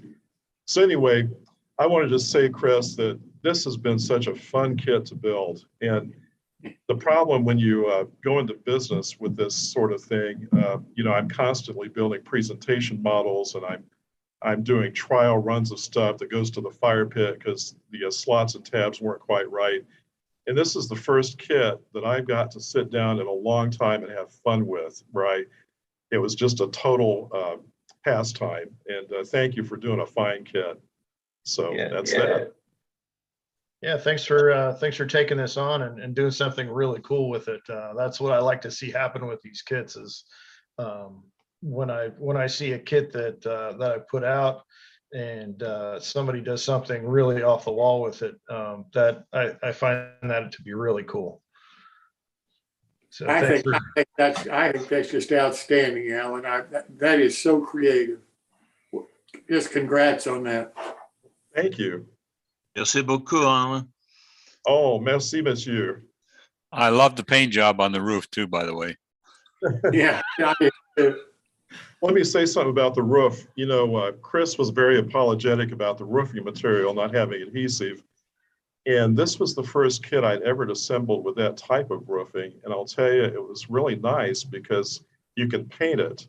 If you have roofing with adhesive already on it, you can't really paint it. It ruins the adhesive. So, Chris, you needn't apologize. It made creativity more possible. Yeah, I'm good. I'm glad it all worked out. I was kind of interested to see if people would do some different colors on the roof, and that's the thing about the V-cut shingles is honestly I think I've done the roof on this kit faster than any other kit or any other model I've done. Just something about the way the V-cut shingles lay down is they came out really nice and they were very, very easy to do. I know a lot of people when I brought it to Harrisburg, a lot of people were like, "Oh, that looks very difficult. I'm not sure I can handle it." I'm like, no. It's the opposite. It is really easy. You just have to keep it straight. That's all you got to do. So that's right. All righty. Does anybody have any questions for Alan? Where'd you get the lights, Al? Those are HO scale street lights, and I've had them in my parts box for years. I don't even remember where I got them. Nice. Thank you. Works out well, doesn't it? Yes, it does. Where'd you get the French language? Well, I play a lot of French organ literature. I'm a parish organist, and you have to learn a little bit of French to figure out what the composer wants you to do as far as the stops you're using and all that stuff. By the way, yeah, but can you get decals in with the French language on them? I see what you mean. I did those in Adobe Illustrator. I just got in there and I picked a font that looked a little bit exotic and printed it myself. I'll be darned. That's great. By the way, I have to apologize, but I am at the parish and the organ builders are upstairs finishing our new instrument. And after I'm done here, I'm going to have to leave the meeting and go tend to them. And I apologize for leaving early. Thanks for being here, Alan. My pleasure. Thank you. All righty. Well, thank you, Alan. And thanks for sharing. It's a really very nice job there. All right, next we're going on to Gary Shergold. You there, Gary?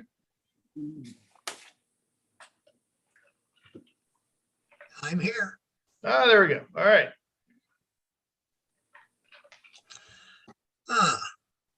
This is a part of my layout. It's a pop-up, and it's the old farm. And what I had done is it has been revamped. This shows you what it looked like originally. And if we go to the next slide. Sure. That's another view showing the one side, shows you the barn and the old farmhouse with fencing and that. It was in, had a lot of dust and that on it, so it needed a total revamp. Next slide. And these are shots of the new pop-up. It's this was built on the top of the old one. The buildings were removed. And on the last I built, I showed the stone farmhouse that I had done. And I liked it so much, I wanted it to go on to the farm. So I added that to the farm, reworked the groundwork, put in a couple of new buildings, and I retained the original barn. I just spruced it up a bit. You can see the roads were put in, sidewalks up to the house. There's the pig pen, which is a cornerstone building. It's a laser cut building. The barn, as I say, was the original old barn, just spruced up. And the pen holds the cattle and sheep and cows in. That was a cornerstone lean-to that I had put extra wall on and made it into an actual building. And on the white fenced picked area is the chickens and ducks. Is this all, is this HO scale? This is all HO. Okay. Is there another slide there? Yes, there are. Yeah. So this will give you another view. This is looking at the one side, just to show you that the bush in that is around, once that's dropped back into its the lift out area, it hides the seams. And I've redesigned the road that when it comes into the farm, it actually the road was actually moved probably from where the tree is sitting next to the house. That's where the original road originally came in. So I moved it a little further back. So just to give, it's a crowded area, but where it sits on the layout, it's pretty good. Alrighty. How large is that seam, Gary? It's probably 2.5 by 2.5. Okay. Now the trees are the tree by the house. That is a method that Pat Rivard uses, and we were over at his home when he started doing these trees. He's got hundreds of these on his layout, and he showed me how to do it.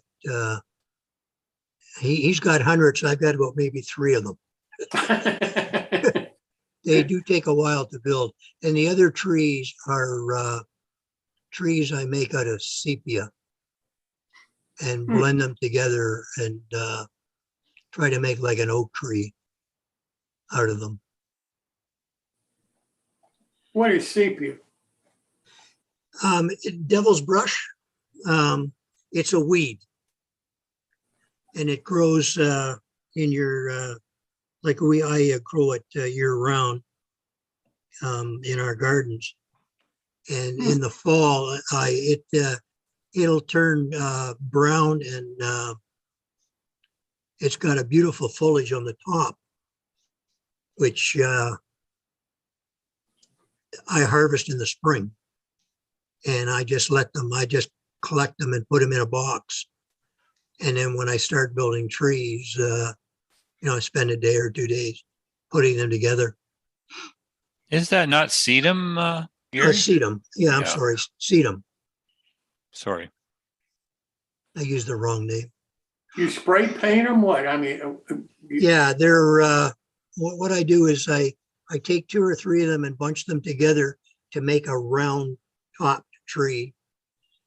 And then I use floral tape, and then I paint them, and I put a glue mixture on the trunk, and I dip them in sawdust, and just blend the sawdust in to give it a rough trunk like, yeah, and then repaint them again.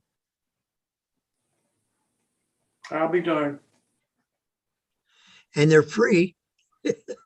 Yeah, They're all over. I like free. Yeah, I do too. Yeah, now on this model, you can see the some of the things were salvaged. Well, the barn itself with the tin roof, that was salvaged from the old model. Mm-hmm. And that's about the only thing that was salvaged. Everything else on there is new. Is it a kit or scratch built? The barn itself was an old kit. I can't remember the name. The roof was scratch built. Hmm. I didn't like the roof that came with it, so I scratch built the roof on it. And as I say, it's been all refreshed. How about the other structures? The other structures are the pig pen is a cornerstone. Oh, okay. Laser kit. It was quite a nice kit. Hmm. The fence and everything came with it. Hmm. The red building where the other livestock are, it's a cornerstone lean-to, which was actually an addition to a barn. But what I did, you can see the back part here. I put I scratch built the wall on the back of it. Mm-hmm. To make it a solid building. I didn't want it open. Yeah. But it turned out good. I think there might be one more. Yep, there we go. Yeah, that's just another view. The section of this where you can see the road going out, it connects into another road. And this actually sits in the upper back corner, just above the trestle that you see me sitting in front of when you see me on the show. And it just blended in. And what I had done with the road, I used silica sand. I used to visit the CN yards, and every once in a while you might get lucky and there's a car will leak a little bit of sand.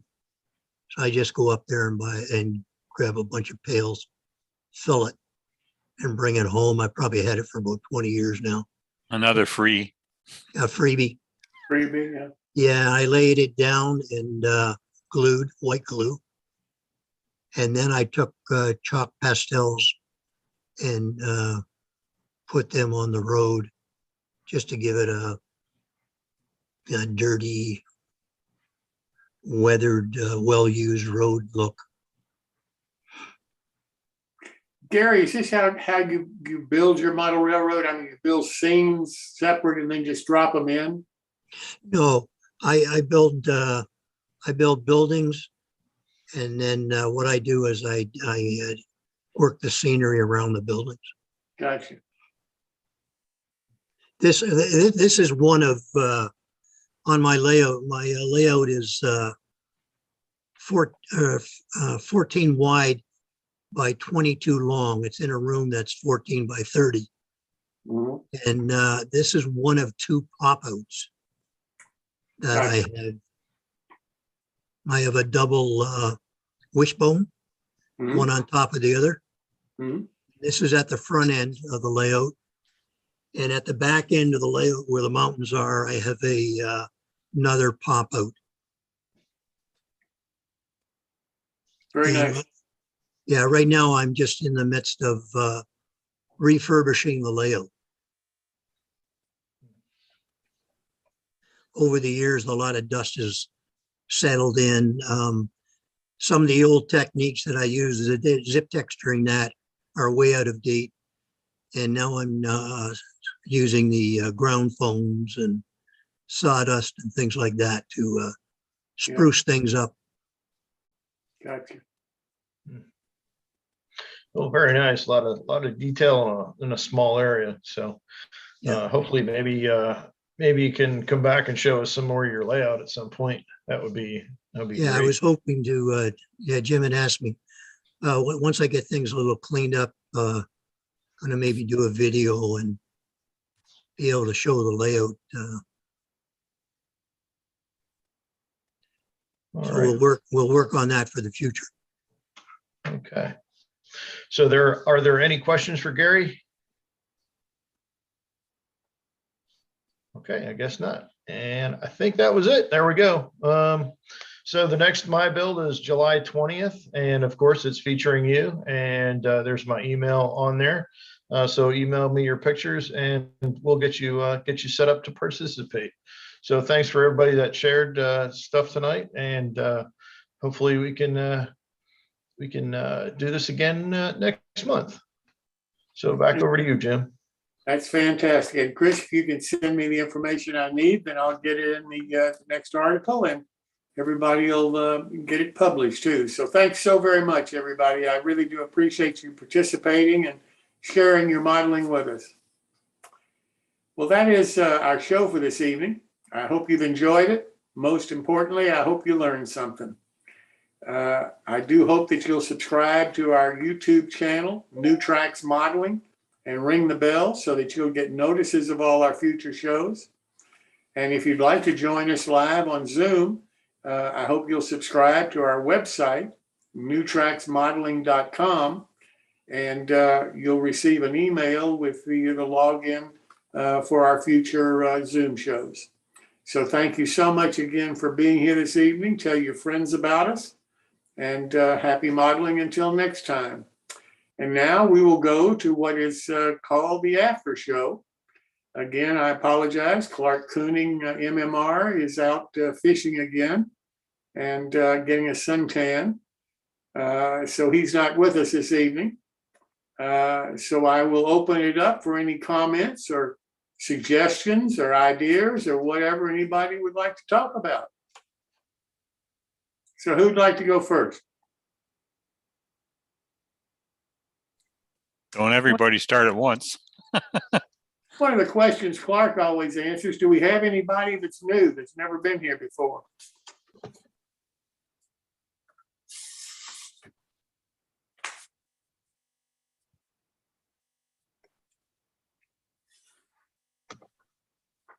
Well, do we have anybody that's been here before that would like to say anything? We do seem to have a few less people this week. Yeah, I would agree. I would agree. And, you know, it's summertime. It doesn't surprise me. We've got People traveling for the holiday, maybe. I don't know. Yeah, it's 4th of July week. I think that's a biggie. Yeah. People are already on the road if they can afford to be. Yeah. Well, But you know, we've got what is it, 20 something on Zoom and another 11 on YouTube, so that's 30 something. So that you know, that's definitely light. But you know, I'd rather go ahead and have the shows and let the people that can come. The rest of the people, they can always watch it on our YouTube channel later. And we're getting significant hits on that. We're averaging 400 plus on our YouTube now for the videos. So, you know, I think that's important. I think a lot of people are watching the videos, or they're watching them again, maybe. I don't know. But I do think that we're getting a larger audience than I originally, certainly than larger than what Dylan and I started with 2 years ago. Since Phil is still here, in the pre-show we were talking about modules and things like that. I was going to show, since I found something. This is from a group called Shipping and Switching Society of North Carolina. They originally started this thing. And this isn't exactly in order, unfortunately, but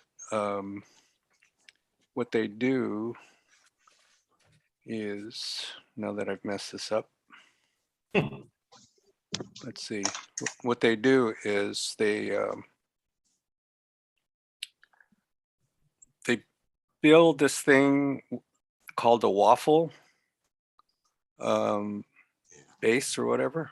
So they put holes in here on the bottom, which will be the bottom, and then they put it on top of what'll be the top. They spray paint it so they'll know where the cross areas are, and they'll paste on these cross pieces and then longer stringers to try to stabilize it. And so here it is with all those things on, and then with that bottom piece connected, and it looks like this. And they just use these, what do they call those, folding dining tables? Yeah. They don't even bother to try to level these things and match their height. These things are supposed to be tough enough that they don't even have to worry about leveling off the system. And you can kind of see, let me see if I can, I think there was, here's their template here, right here.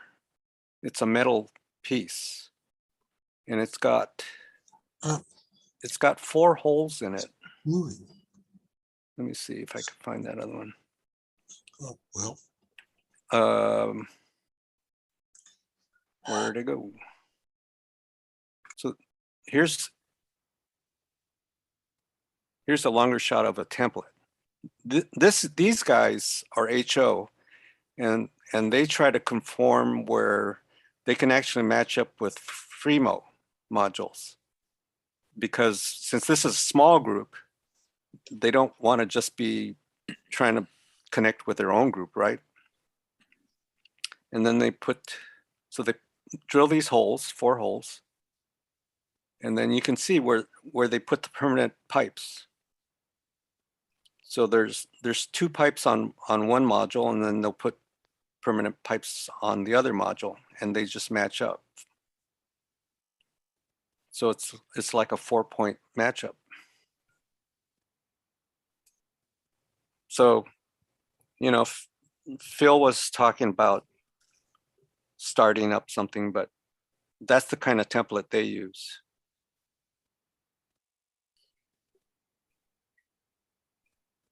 Phil, you disappeared?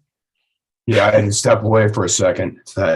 So you didn't see any of that I showed? No, I saw it. No, I saw it. Yeah, no, I did see it. Yeah, yeah. Because I've seen some modular groups where they just use 2 pins on one module and 2 holes on the other.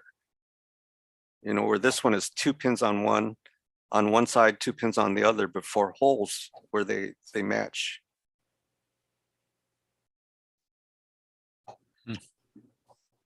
I'm involved in a modular group, and they gave up alignment pins altogether. They just line it up on the track and clamp it together. Well, these guys have been around for at least 30 years that I know, because they've got 30-year-old modules. And I think that, go ahead.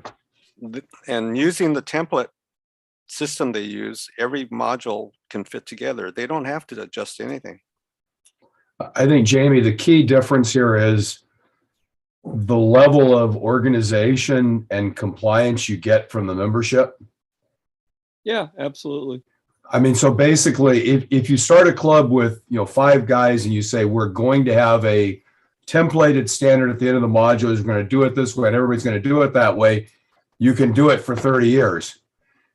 If you get together and 2 people or 3 people out of the 5 says, well, I'm going to go just do whatever I want, then you get whatever you want. Yeah, well, they have a very clear standard. It's just they, you know, like it's kind of a, track. You have to have one track that's kind of smack dab in the middle. Yep. And so then when you just clamp it together, they tend to model branch lines, so it's a lot of single track stuff. And sort of, it's kind of like yours in the middle can do anything, but then on either end, you've got like one track, and you just line up the track and put a C clamp on it, and that's it. That's the ours basic, the modular group I'm part of, we do a 2 by 6 inch end plate with one track in 6 inches. That's the standard. And then there's a right and left. Well, if you look at this, it's not just one track. I mean, you have the option of having all these tracks out here and all these tracks out here. Yep. No, I understand. Yeah, and you could do the same thing with the alignment pins if you want. The only nice thing about the pipes is that you can reverse them pretty easily between the modules. Right. They're able to just either direction, either end could match. But here's what's kind of interesting.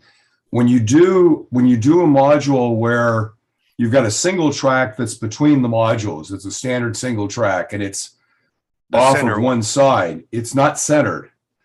Then what you can do is you can always put the alignment pins in the same positions, because you can only align one end of any module with any other module, and they're always going to be the same. And that's kind of the way the electrical connections are as well.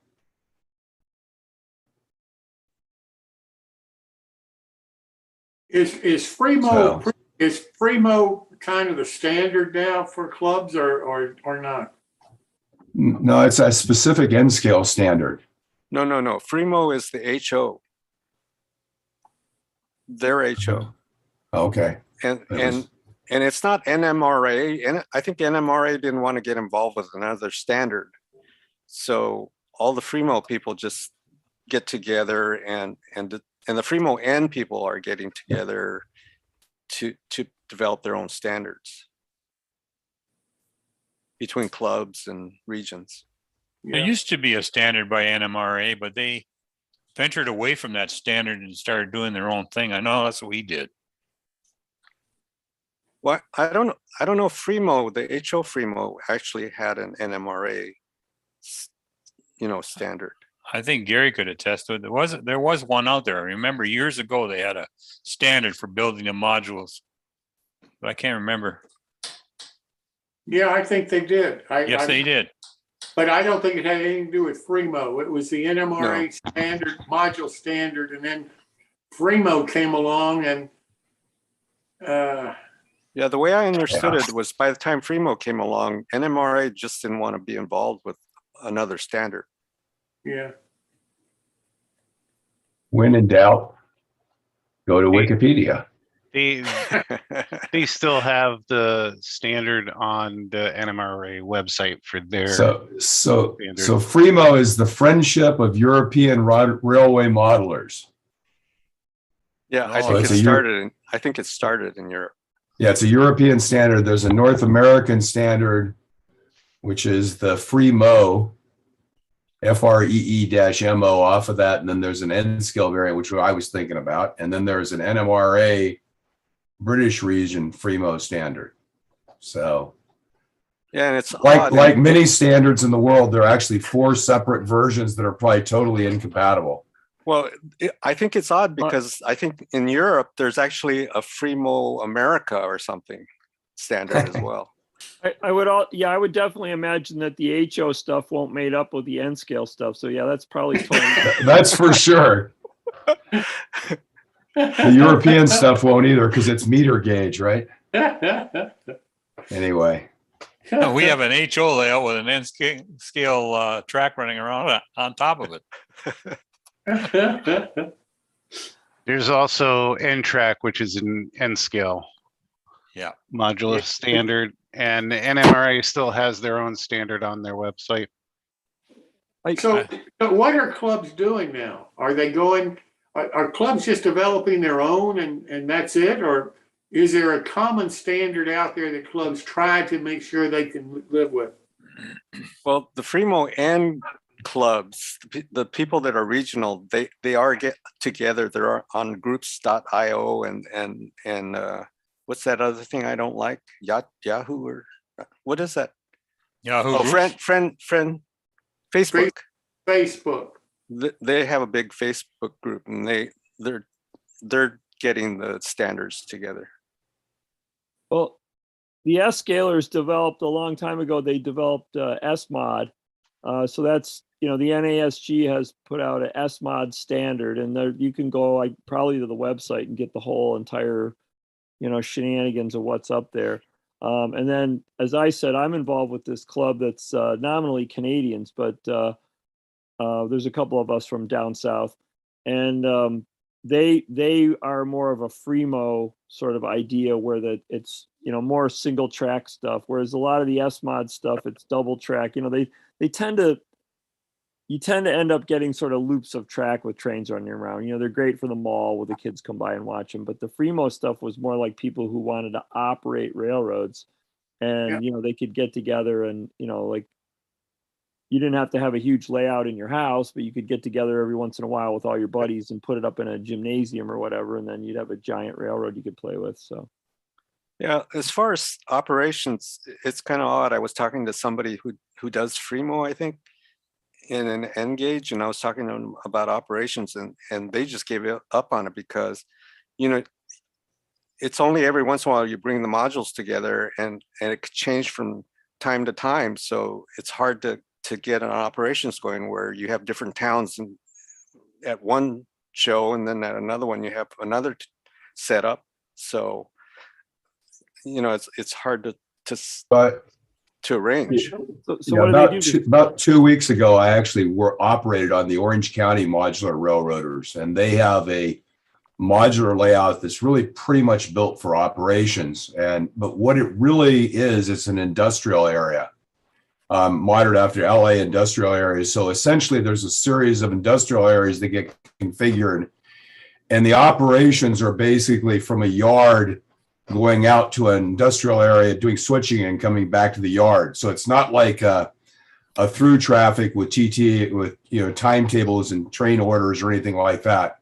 It's much more of kind of an industrial layout. So I think if you do that from a modular perspective, it's probably a lot easier to actually do operations on a modular layout. But so you're talking about a club that always meets the same people, right? So they know how their arrangement's going to be. Well, the arrangement changes. They do different arrangements in different locations, and they use they use waybills and cards, and they operate that way. But it's not. The difference is it's not like there's a mainline railroad with stations and through trains. It's much more. There's a train out of the yard that gets scheduled out and has to go out and switch a specific industrial area. So I think they had probably 4 or 5 industrial areas, and they can reconfigure the layout for the room and move those around. But that's actually, yeah. But to do car cards, you have to know what industries are going to be there to set it up. But they're on the module. But so what happens is we were going to do this with our ON30 group the same way.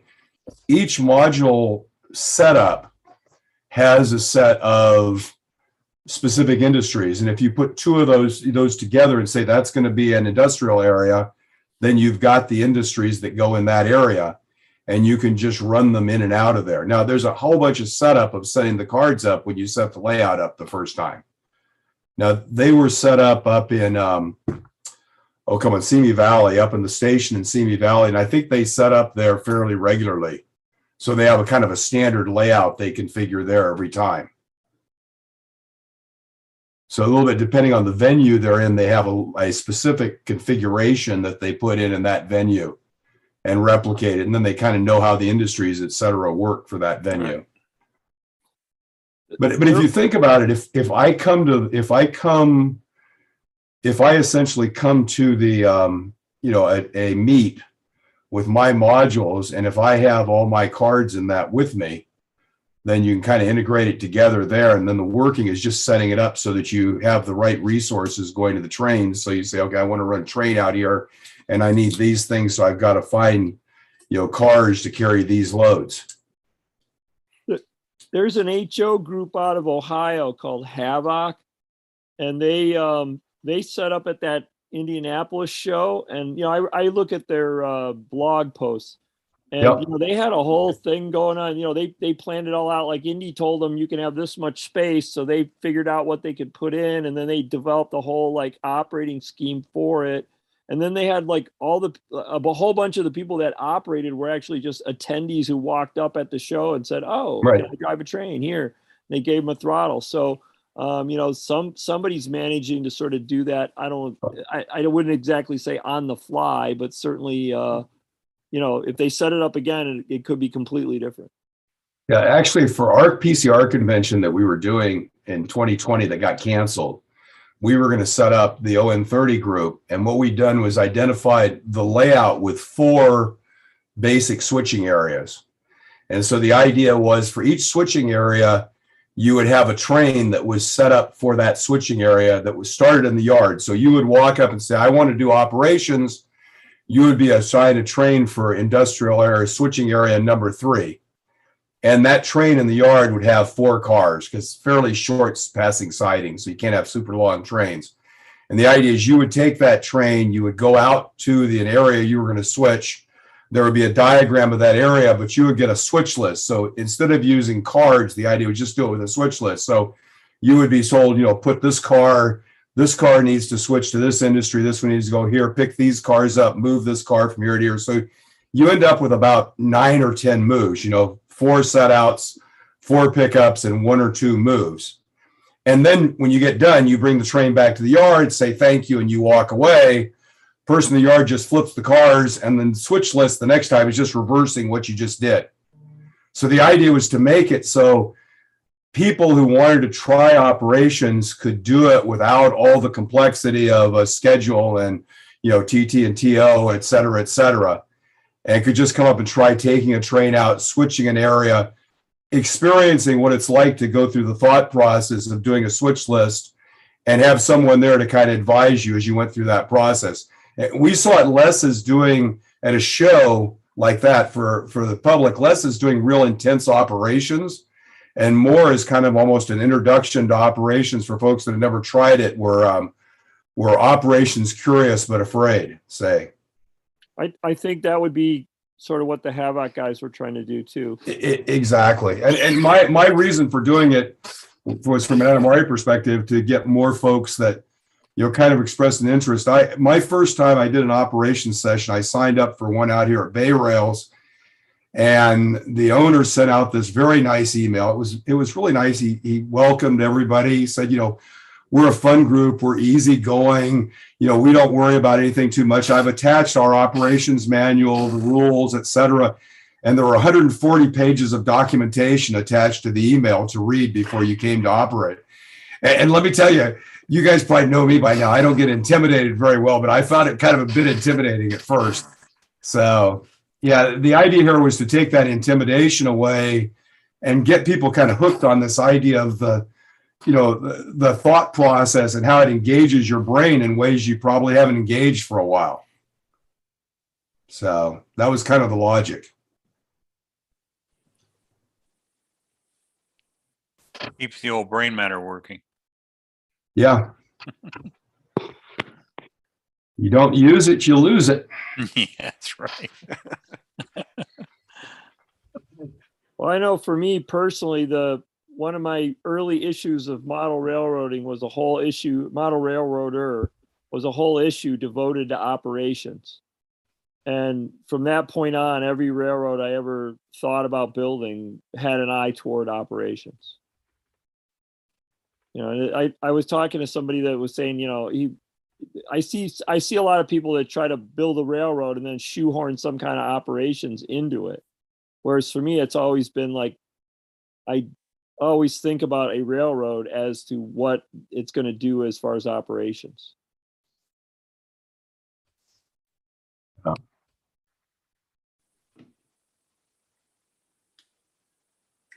Phil, our third party can't make it tomorrow night, so you want to? Yeah, let's just you and I get together and go through just make sure we're lined on details. That's fine. That's fine. So by the way, well, I don't know if I showed this. I don't think I showed this last week. Let me show this. Oh, come on. What's going on here? There you are.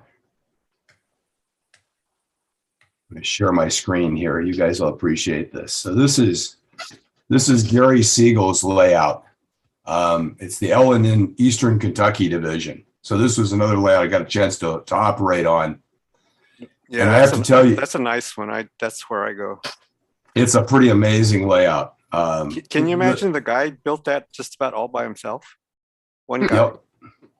And it was interesting. In his commentary was he started with a 3-car garage right here. You can kind of see the 3-car garage right in this area. And I think this was something back here, some part of the house, either a shop or something back here. And apparently after he filled that with layout, his wife complained that she didn't have a garage any longer. And he says, honey, no problem. I'll build you a 2-car garage. So he built this 2-car garage. And the crew said by the time the garage was built, by the time the garage was being built, the layout was already designed to be in there. And they said there was actually a car entered at one point to show it could be parked, but there never was actually a car parked in the garage. Well, you haven't told him what he did to the garden. Oh, he's got a huge garden railroad too. That's absolutely true also.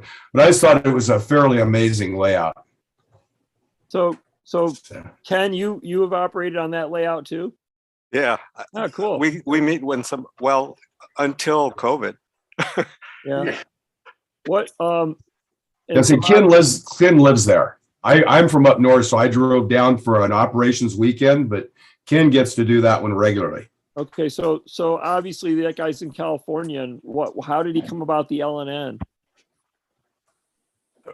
Well, I guess he visited West Virginia or whatever, and he fell in love with the coal, operations. Okay. Yeah. I think he was intending to do West Coast, but yeah, he just loved the area. I think that's every once in a while, as an S scaler, you kind of look at what is available and what you could, instead of trying to like go off on your own and build something, you say, well, what's there that I could use to build? And, one of the things we have is a very nice, like Southern Pacific, Union Pacific 280. And I occasionally think about like modeling the packing houses and shuffling reefer cars to the packing houses in California. It'd be kind of fun.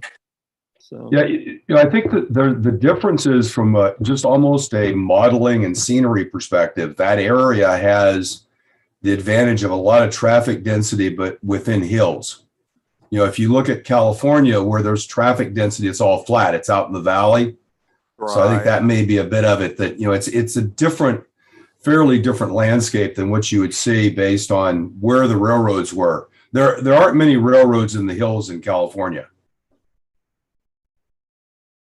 Because there wasn't, things that railroads went in, but the coal went way back into the hills, those coal trains. Yeah, I've been back into a few of those hills. Yep. Chasing after those coal trains.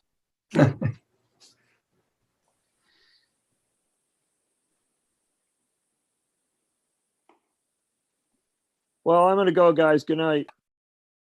Good night, Jimmy. Thank you. Yeah, guys, I think I'm going to call it. I'm kind of talked out here, and this is only like day 5 of my COVID recovery. So we will talk to you all later. Have a good one. Safe. Jim, I think it's time to officially say goodbye to YouTube. I think it is too, and I'm going to hit it. So I think goodbye. Goodbye. See you all next time. Thank you. All right.